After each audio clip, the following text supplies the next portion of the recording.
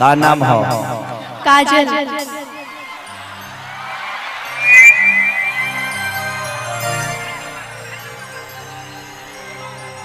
काजल नाम हो तो अब बस कर रे कजली रहे दे दर्द दिल बाड़ी पहले सहे दे। बहुत अच्छा काजल, आपका एक क्लिप देखा था मैं, आपने एक मेरे गाना पे डांस किया था कि घाम लगता रे राजा घाम लगता कि तू तो बहरा में करे लजा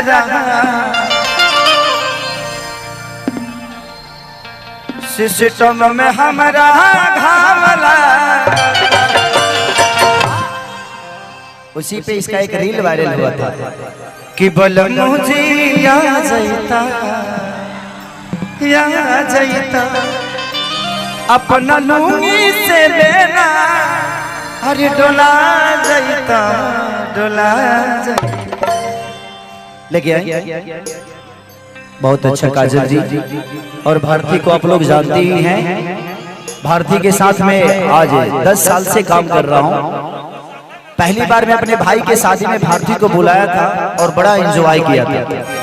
तब से मैं भारती को हर शो में लेके जाता हूं, क्योंकि इस कलाकार से मुझे बहुत प्यार है। ये अद्भुत कलाकार है, इसीलिए मैंने इनको एक सिनेमा में भी लिया था कि कमल भातर कटनी भातारी के फसवला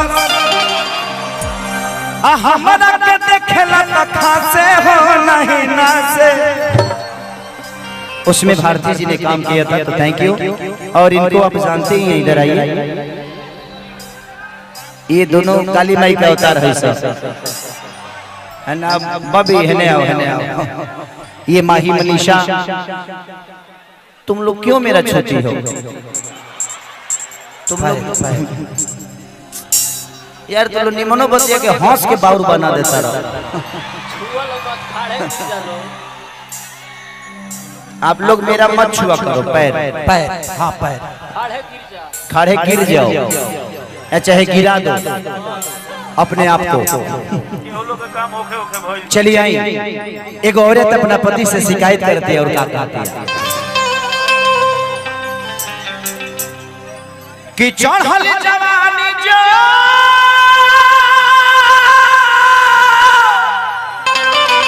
की बात मानाना बेदर्दी हो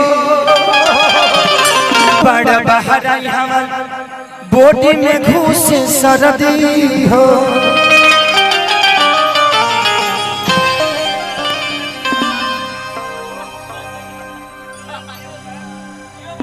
कि पीले लदारू तो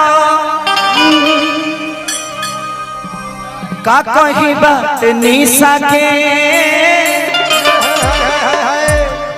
नाच देखे चले जाला माही मनीषा के।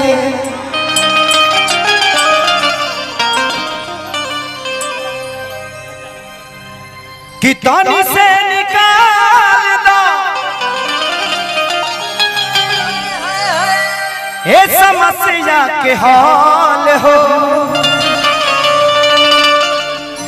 कैलू बर्बाद तू खेसारी के काजल हो।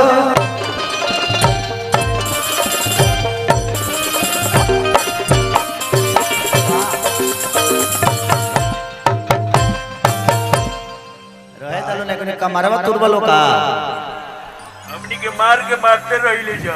अच्छा ऐसा तक तेरा घरों पर के सोच ले तब का होई।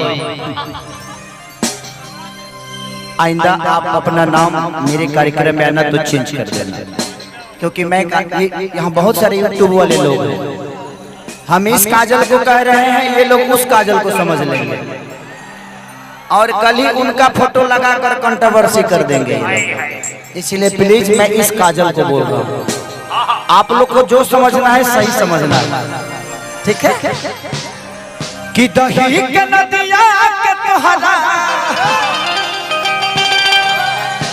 बिलारी राखबार भई राजा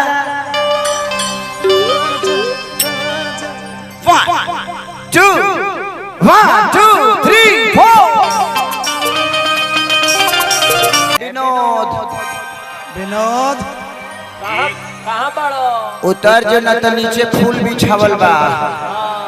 अगर कोनो खूंटी निकलल हो तो आदमी बन जेबे। हनुमान जी के भाई भूमा जी हवन का। उतर जा बेटा एलआईसी भइल बा। उतार उतार उतर जो रे रे बाबू नीचे बांसो बा। हाँ वो लामा बा।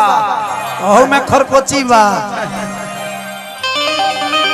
उतर जा माने भाई बड़ा बिसा बड़ा काज पा जेबे बांस पर। उतार जा तो आदमी हो जाए बाबू उतार। बाबू पार्टी पूछ ले बा। उतर दो बिया होई तो चढ़ी है।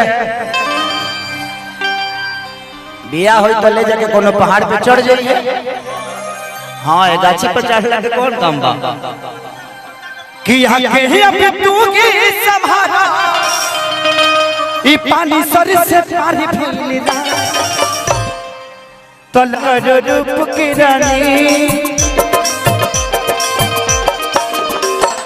धूप में निकला न करो रूप की रानी कहीं गोरा रंग काला पड़ जाए गोरा रंग काला ना पड़ जाए अंत है पथरीला पैदल न चलो तुम कहीं गोरा रंग काला पड़ जाए कहीं गोरा रंग काला ना पड़। चलिए भाई सीतामढ़ी निवासी सोना भाई की तरफ से बहुत पैसा सोना नावल पैसा है। भगवान से प्रार्थना शुभकामना कर दी।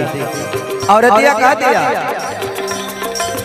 रोज के ये बाहर चल के डरामा कितना बताइए खेसारी का डरामा।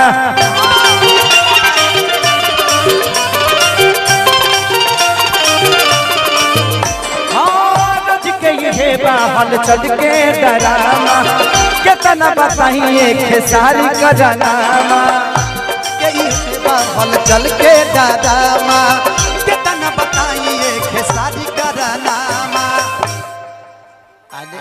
आदमी ना है इसका रे। उतर जो अगला जन्म में बिस्को पड़े हो खबर रहबा गाछ पर। उतर जो बाबू दाढ़ कमजोर बा सखुआ ना हो। आम है उतर जामुन है जामुन तो आप देख के लेड़े पर चढ़ गई बा। गिर जीबा जिएबा तो खेसरिया के बहुत देखबो। माई बाप पैदा के बा बेटा तोरा से कुछ आस जागल बा। पोखिया फारा के उतर जा। हाँ उतरे में टाइम लगी तो कूद जो। ओकर बाद बुझत रहियो कि जवानी मोरा जाड़ भई राजा राजा राजा कि जल्दी से भेजा राजाई।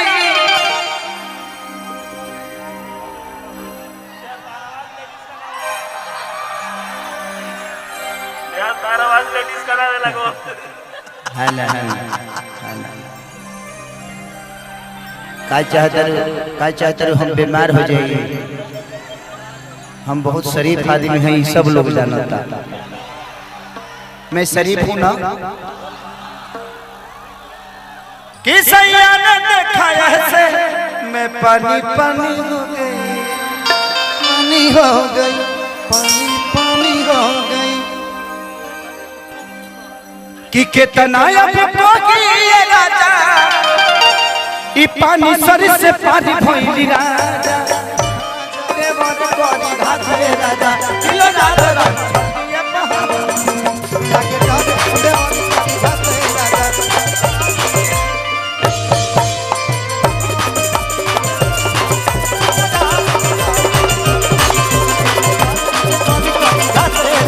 ये जाके जाके देवर कोरी घाट रे राजा